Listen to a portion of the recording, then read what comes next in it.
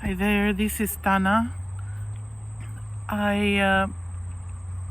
am talking to you from this wonderful summer office, as you can see, in one of Ottawa's beautiful parks, actually in Kanata. And I would like to talk with you today about checking with your body, with your gut feelings towards making choices. So the integrated way to make choices is head, heart, and guts. So you want to use the intellect to get well informed with all the aspects about taking any decision. You want to check with your heart. You want to check with how kind it is, how your choice is in service of love, how ethical is your choice. And the gut feeling has to do with well-being, because your instincts are there to preserve your biology intact. You want to stay alive, you want to survive, and you want to thrive. And your body's wisdom is wired to show you very clearly through sensations that which nurtures life, that which is nourishing, versus that which diminishes life, that which is poisonous. If you know how to pay attention, and if you know how to ask the questions with clarity. So how to pay attention, if you work with your body and with any kind of body awareness method, from mindfulness meditation to martial arts to yoga, then you already have the practice to pay attention, and what you're looking for is expansion versus contraction. So anything that diminishes life will feel tight, painful, contracted, smaller, lesser than. Anything that nourishes and supports life will feel like you take more space, the breathing is deeper, there seems to be more lung capacity, you feel taller, you feel wider, there's more room in your skin. So that's expansion versus contraction. You can ask questions. So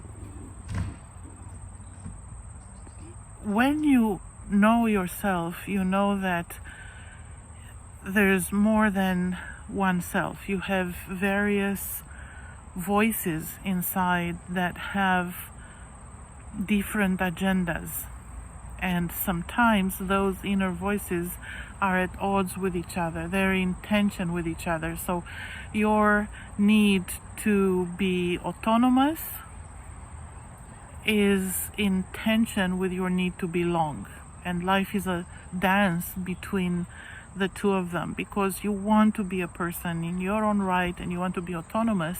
At the same time, you want to contribute and belong to a tribe, to a community.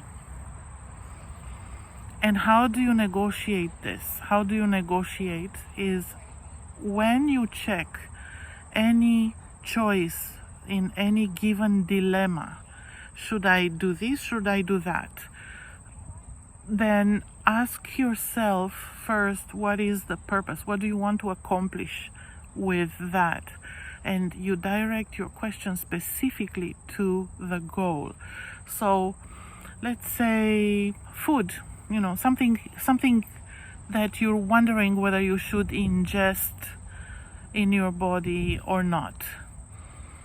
So let's say you have an ice cream and you have a craving, you want that ice cream, you're not sure about the nutritional value, you don't have a label for that, so you're lacking the intellectual information and you're relying on the gut feelings. And the question is, what do you seek to accomplish? Do you seek to accomplish nourishment for your biology? Is that food going to to nourish you, bring nutrients in your body, or is that for pleasure? So you can eat the ice cream because it has cream and eggs and fruit, and it brings nutrients in your body, or because the pleasure that you get from eating it is good for your soul.